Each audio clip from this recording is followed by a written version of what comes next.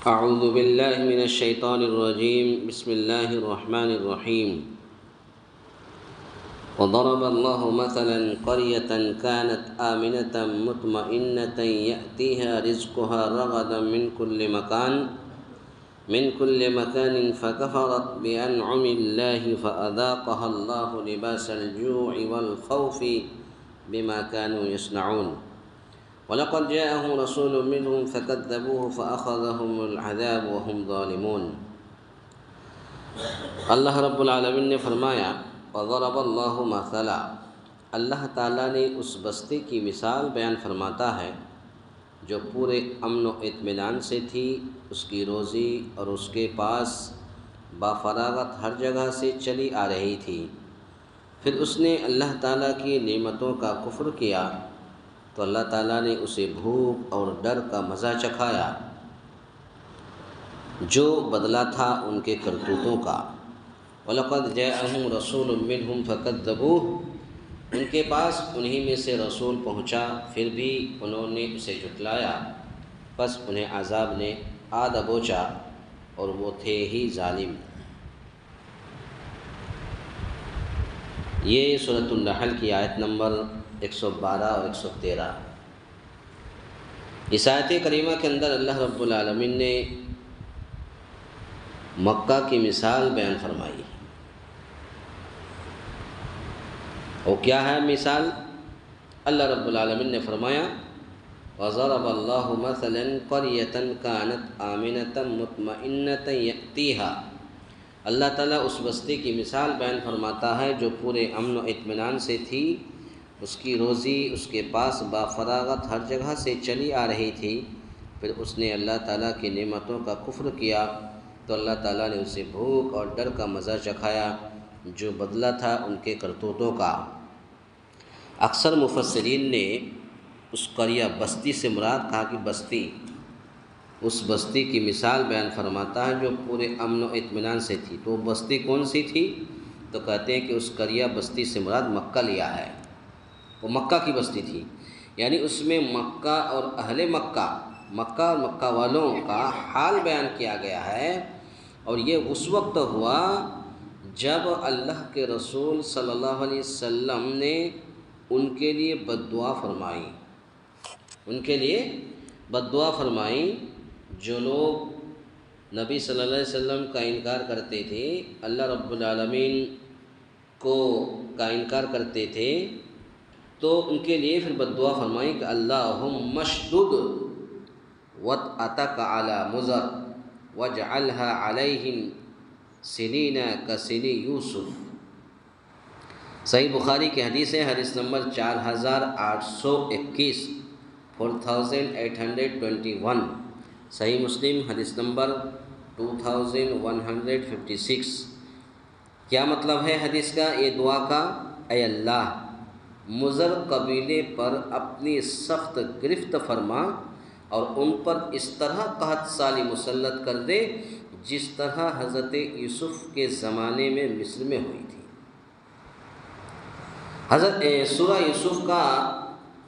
سورہ یوسف کی تفسیر آپ لوگوں کے سامنے بیان کیا تو اس میں یہ بات آئی تھی کہ جب حضرت یوسف علیہ السلام کو عزیز مصر نے پکڑ لیا اور عزیز مصر نے خرید لیا، اور خریدنے کے بعد پھر اپنی بیوی زلیخا کو دے دیا اور کہا کہ اس کو صحیح سے رکھو۔ بعد میں پھر جب یہ ہوا کہ تعبیر کون بتائے گا، تو پھر بات یہاں تک آئی کہ حضرت یوسف علیہ السلام یہ سچی تعبیر بتاتے تھے، خواب کی تعبیر۔ تو عزیز مصر کے بادشاہ نے یہی تعبیر لے کر کے حضرت یوسف کے پاس پہنچ گئے اور کہا کہ سنا ہوں کہ آپ بہت ہی اچھی اور سچی تعبیر بتاتے ہیں، تو ذرا بتا دیجیے، میں نے یہ خواب دیکھا ہے۔ تو حضرت یوسف علیہ السلام نے وہ خواب کی تعبیر بتا دیا اور وہ سچ ہو گئی۔ اب بعد میں پھر عزیز مصر کے بادشاہ کو حضرت یوسف علیہ السلام پر بالکل ایک پکا اور سچا یقین ہو گیا کہ واقعی یہ سچا انسان ہے۔ اب عزیز مصر نے حضرت یوسف علیہ السلام کو جیل سے نکال دیا۔ اب جیل سے نکالنے کے بعد اب کوئی بھی معاملہ آتا تو حضرت یوسف سے مشورہ لیتے، کون؟ عزیز مصر۔ تو ایسے مشورہ لیتے لیتے ایک مرتبہ حضرت یوسف علیہ السلام نے کہا کہ دیکھو، آپ خزانے کی چابی آپ ہمارے حوالے کر دیجیے، اس لیے کہ کچھ دن کے بعد قحط سالی آنے والی ہے، تو نہ ہی کچھ کھانے پینے کا سامان رہے گا، تو میرے پاس خزانے کی چابی دے دیجیے، تو قحط سالی سے آنے سے پہلے ہی میں وہ کھانے کا غلہ وغیرہ سب جمع کر کے رکھوں گا تاکہ لوگوں کو پریشانی اور دقت کا سامنا نہ کرنا پڑے۔ اور حقیقت یہی ہوا کہ قحط سالی آئی، چابی، خزانے کی چابی حوالے کر دیا گیا حضرت یوسف علیہ السلام کو۔ تو یہی مثال اللہ رب العالمین نے یہ قبیلہ مضر کے لوگوں کو کہا کہ اے اللہ، مضر قبیلے پر اپنی سخت گرفت فرما اور ان پر اس طرح قحط سالی مسلط کر دے تاکہ یہ کھانے پینے کے لیے ترسے اور کھانے پینے کے لیے تڑپے اور ادھر ادھر بھٹکے،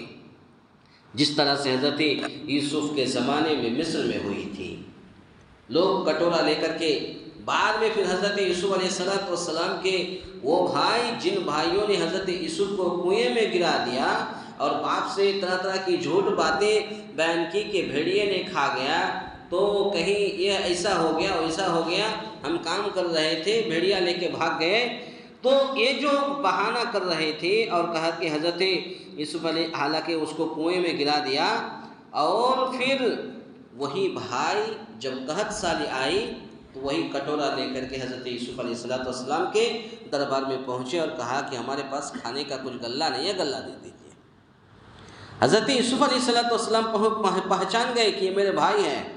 لیکن ان کے بھائی وغیرہ نے ان کو نہیں پہچانا کہ یہ میرا بھائی حضرت یوسف ہے۔ تو بہرحال کہنے کا مطلب یہ ہے کہ اللہ رب العالمین سے یہ دعا کیا کہ اللہ، مضر قبیلے پر اپنی سخت گرفت فرما۔ کیوں سخت گرفت فرما؟ اس لیے کہ یہ امن و امان سے تھی اور اس کی روزی بافراغت ہر جگہ سے چلی آ رہی تھی، پھر اس نے ان نعمتوں کا انکار کیا، ناشکری کیا، اور ناشکری کرنے کی وجہ سے اللہ تعالیٰ نے اس کو بھوک اور ڈر کا مزہ چکھایا۔ تو یہی اسی لیے دعا کیا، بد دعا کہ اے اللہ، مضر قبیلے پر اپنی سخت گرفت فرما اور ان پر اس طرح قحط سالی مسلط کر دیں جس طرح حضرت یوسف کے زمانے میں مصر میں ہوئی۔ چنانچہ اللہ تعالیٰ نے مکے کے امن کو خوف سے اور خوشحالی کو بھوک سے بدل دیا۔ مکہ کے امن کو خوف سے اور خوشحالی کو بھوک سے بدل دیا اللہ رب العالمین نے، یہاں تک کہ ان کا یہ حال ہو گیا کہ ہڈیاں اور درختوں کے پتے کھا کھا کر انہیں گزارا کرنا پڑا۔ بہت سارے پہلے کے علماء تھے، ان کی بھی آپ سوا نہایت پڑھیے۔ کھانے کے لیے کھانا نہیں، پینے کے لیے پانی نہیں، وہ علماء ان کی سوا نہایت میں لکھا ہے کہ راستے میں گزرتے اور کہیں مولی کی ساگ یا کوئی بھاجی یا پالک کی بھاجی اگر راستے میں گرا ہوتا تھا، ان کو اٹھا کر کے صرف نمک سے ابال کر کے وہ علماء کرام کھا کر کے اپنی زندگی گزر بسر کرتے تھے، لیکن دینی علم کو نہیں چھوڑا، دینی علم کو نہیں چھوڑا۔ تو آج سے 35 سال 30 سال 35 سال پہلے لوگوں کے پاس ہر چیز کی کمی تھی، کھانے پینے کی کمی تھی، کمانے کا کوئی ذریعہ نہیں تھا، تو گویا کہ ہر چیز کی کمی تھی۔ تو وہی جب یہ لوگ اللہ رب العالمین نے ان کو بھوک سے، خوشحالی کو بھوک سے اور امن کو خوف سے جب بدل دیا، تو یہاں تک کہ یہ ہڈیاں اور درختوں کے پتے کھا کھا کر انہیں زندگی گزارنا پڑا۔ اور بعض مفسرین کے نزدیک یہ غیر معین بستی ہیں اور تمثیل کے طور پر یہ بات بیان کی گئی ہے کہ کفران نعمت کرنے والے لوگوں کا یہ حال ہوگا کہ وہ جہاں بھی ہوں اور جب بھی ہوں، اس کے اس عموم سے جمہور مفسرین کو بھی انکار نہیں ہے۔ گو نزول کا سبب ان کے نزدیک خاص ہے۔ اس سے یہ بات ایک یہ بھی معلوم ہوا کہ آج بھی اگر کوئی اللہ کی نعمت کی ناشکری ادا کرتا ہے یا ناشکری ادا کرے گا تو آج بھی لوگوں کے اوپر، لوگوں کے گھروں کے اندر سے خیر و برکت کو اٹھا لیا جائے گا، اور اللہ رب العالمین بھوک اور خوف سے اللہ رب العالمین ہمارے امن ماحول کو بدل دے گا اور خوف اور بھوک سے بدل دے گا۔ تو آج بھی ایسا ہوگا، تو جن کو اللہ رب العالمین نے دیا ہے وہ ناشکری ادا نہ کرے بلکہ شکریہ ادا کرے۔ اور پھر اس کے بعد اللہ کے نبی صلی اللہ علیہ وسلم نے فرمایا العبرۃ بعموم اللفظ لا بخصوص السبب۔ اس کے بعد پھر اللہ رب العالمین نے فرمایا وَلَقَدْ جَاءَهُمْ رَسُولٌ مِّنْهُمْ فَكَذَّبُوهُ فَأَخَذَهُمُ الْعَذَابُ، کہ ان کے پاس انہی میں سے رسول پہنچا پھر بھی انہوں نے اسے جھٹلایا، پس انہیں عذاب نے آدھا بوچا اور وہ تھے ہی ظالم۔ اس عذاب سے مراد وہی عذاب خوف اور بھوک ہے، عذاب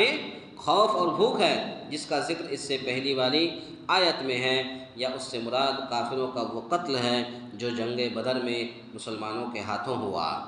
تو پتہ یہ چلا، اور آج کے درس کا خلاصہ کلام یہ ہے کہ مکہ کی مثال بیان فرمائی اللہ رب العالمین نے کہ جو لوگ مکہ میں جو امن و امان تھا لیکن انہوں نے اللہ کی نعمتوں کا ناشکری کرنے کی وجہ سے اللہ رب العالمین نے اس کے امن و امان کو خوف سے اور خوشحالی کو بھوک اور ڈر سے اللہ رب العالمین نے بدل دیا۔ اللہ رب العالمین سے دعا ہے یا الہ العالمین ہم تمام مسلمانوں کو کہنے سننے سے زیادہ نیک عمل کرنے کی توفیق عطا فرمائے، آمین۔ اقول قولی ھذا استغفر اللہ لی ولکم ولسائر المسلمین فاستغفروہ انہ ھو الغفور الرحیم۔